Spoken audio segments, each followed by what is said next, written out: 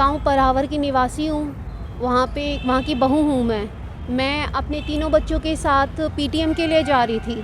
शनिवार की पीटीएम रखी हुई थी स्कूल में। मेरे तीन छोटे छोटे से बच्चे हैं और मेरे हस्बैंड, हम तीनों बाइक पे जा रहे थे। रास्ते में हमारा खेत पड़ता है। मैंने खेत में देखा कि जेसीबी चलने लग रही है। मेरे हस्बैंड उस जेसीबी को रुकवाने के लिए खेत की तरफ चल दिए। जब हम लोग वहाँ पे पहुँचे तो वो पता लगा प्रवीण कार्रवाई करने लग रहा है। तो हमने उनसे बोला कि यहाँ पे खेतों पे अगर आपका हक है तो आप कानूनी तरीके से अपना हक लें। तो वो बोलता है, उसने बात करने की बजाय सीधा ही उसने हाथापाई करी। उसने मेरे हस्बैंड को मारना शुरू किया, मेरी कोली भर के ले गया, कीकरों की तरह घसीटने लग गया। उसने मेरे बहुत मारे, कमर पे मारे, मेरे मुंह पे थप्पड़ मारे, बहुत मारे। उसने नीचे गिराए। मेरी छोटी छोटी दोनों बेटियों को उसने थप्पड़ मार के और आगे की तरफ धकेल दिया। फिर जब मैंने बहुत वो कीकर की तब जब लेके जा रहा था तो मैं चिल्ला रही थी। तो जब मैं चिल्ला रही थी तो वहाँ पे आसपास के जो लोग थे वो इकट्ठा हुए और इतने में ही मेरे ससुर और मेरा देवर आ गया। उनके आने के बाद उसने उनके साथ भी हाथापाई शुरू कर दी। मेरे ससुर जो हार्ट के पेशेंट हैं, उनको दिल का दौरा 2 बार पड़ चुका है। उनने उसके साथ बदतमीज़ी की और यूँ कह रहा, तू मेरा क्या बिगाड़ लेगा। हमने पुलिस बुला रखी थी 112 नंबर पे। पुलिस ने कोई कार्रवाई नहीं करी। पुलिस आके खड़ी होके उनके साथ बस वार्तालाप करती रही। उनने कोई कार्रवाई नहीं करी। मैं वहाँ पे जो अशोक कुमार सर हैं, मैंने उनको वो आए, उनको मैंने बोला, सर देखिए इन गुंडों ने मेरे साथ हाथापाई करी है। उन्होंने खड़े होकर वहाँ पे सिर्फ देखते रह गए, उन्होंने कोई नहीं किया। वो सामने अपराधी खड़े हुए थे और वो सीधा अपनी बाइक लेकर चल दिए। मैं सिर्फ इतना चाहती हूँ कि मेरे साथ जो अश्लील हरकतें हुई, इसने जो मुझे गालियाँ दी है, रंडी बोला, बहनचोद बोला, कुतिया बोला और भी बहुत गंदी गालियाँ दी, मेरी छाती पे मारा, मेरे हिप पे मारा था उसने। मुझे सिर्फ उस चीज़ का वो चाहिए, मैं और कुछ नहीं चाहती। तो आज की मैं 3 दिन तक एडमिट रही थी हॉस्पिटल में। जब मैं डिस्चार्ज होके आई तो वो वहाँ पे आया था मेरा बयान लेने। मैंने बोला मैं अपना बयान महिला अधिकारी को दूंगी। उसने बोला मुझको एक कोरे पेपर पे लिख के दे दे कि तू अपना बयान नहीं देती। मैंने कहा मैं बयान दूंगी, मैं अपना बयान महिला अधिकारी को दूंगी या फिर मैं दूंगी मजिस्ट्रेट के आगे। आज ही उस शनिवार से लेकर 8 तारीख हो गई है, उन्होंने मेरा कोई बयान नहीं लिया। मैं हार मान कर यहाँ पे डीसी ऑफिस में आई हूँ, एसपी साहब के सामने गुहार लगाई है, उनने एप्लीकेशन की है। अब देखते हैं आगे क्या कार्रवाई होती है। कब का मामला? ये मामला शनिवार का है, 2 तारीख का। इकट्ठे 30 से 40 लोग होंगे सर। इतने लोग थे कि हम वहाँ पे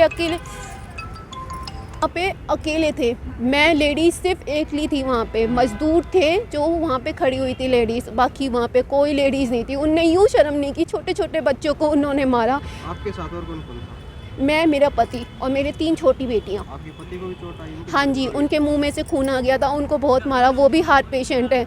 1 साल पहले उनको हार्ट अटैक आया था। वो दिल के मरीज हैं, उनको बहुत बुरी तरह मारा और उनको साफ साफ धमकी दी मेरे आगे। मैं पुलिस की कार्रवाई से संतुष्ट नहीं हूँ, उन्होंने कोई कार्रवाई ही नहीं की है। मैं सिर्फ इतना चाहती हूँ, आप लोगों से हाथ जोड़ के विनती है कि आप लोग मुझसे मेरे साथ हुई बदतमीज़ी का इंसाफ दिलाएं।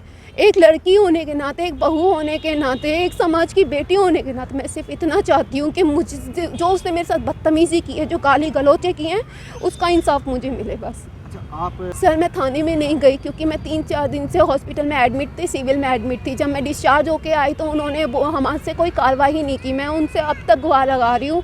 आज भी अशोक कुमार हमें मिले हैं लेकिन उन्होंने उस मामले में कुछ नहीं किया अब कौन सा तक। थाना लगता है तो आपको? शिवाजी कॉलोनी थाना।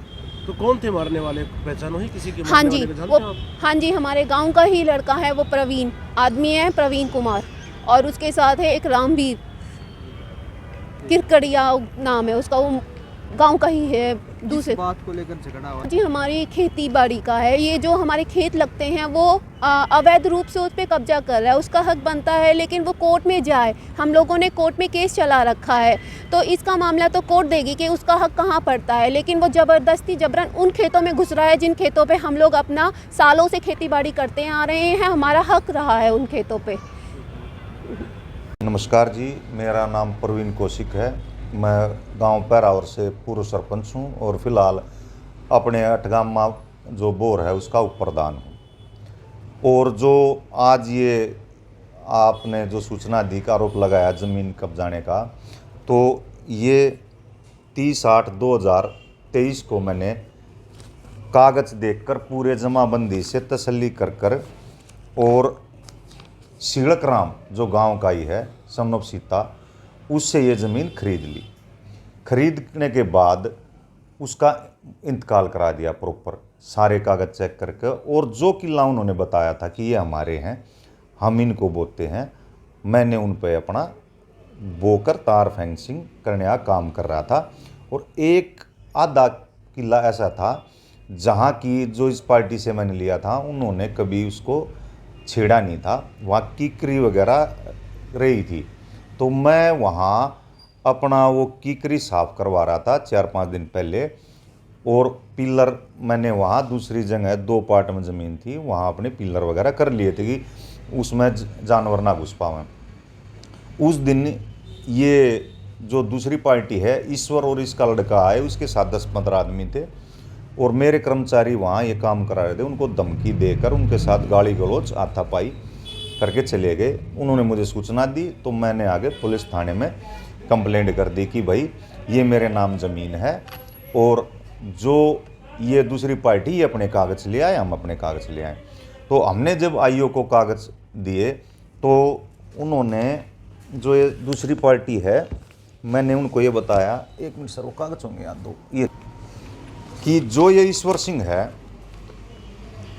एज पर रिकॉर्ड लगभग 5 एकड़ का मालिक है और मेरी ज़मीन से अलग भी ये 5 एकड़ एक्स्ट्रा किसी दूसरे की ज़मीन बोता है नाजायज बोके, और इसने अवैध कब्जा कर रखा है। वह पार्टी को इसने धमकी दे रखी है, उन्होंने गांव इसकी वजह छोड़ रखा है। सारा मैटर ये है। ये तो क्या नीयत है इनकी, जो इकट्ठी खेवट कह रहे हैं, ये खेवट नहीं 85 एकड़ की इकट्ठी खेवट है और सब ने अपनी अपनी जगह बांट रखी है।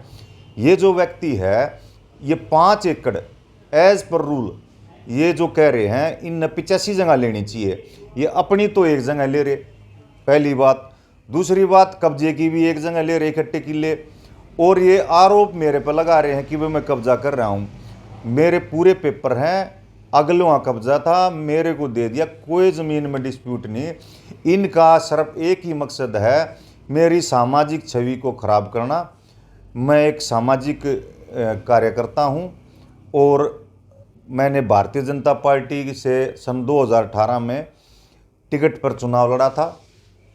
उससे पहले मैं सरपंच भी रह सका हूँ। फिलहाल अटगामे का प्रधान हूँ, गौशाला का संरक्षक हूँ।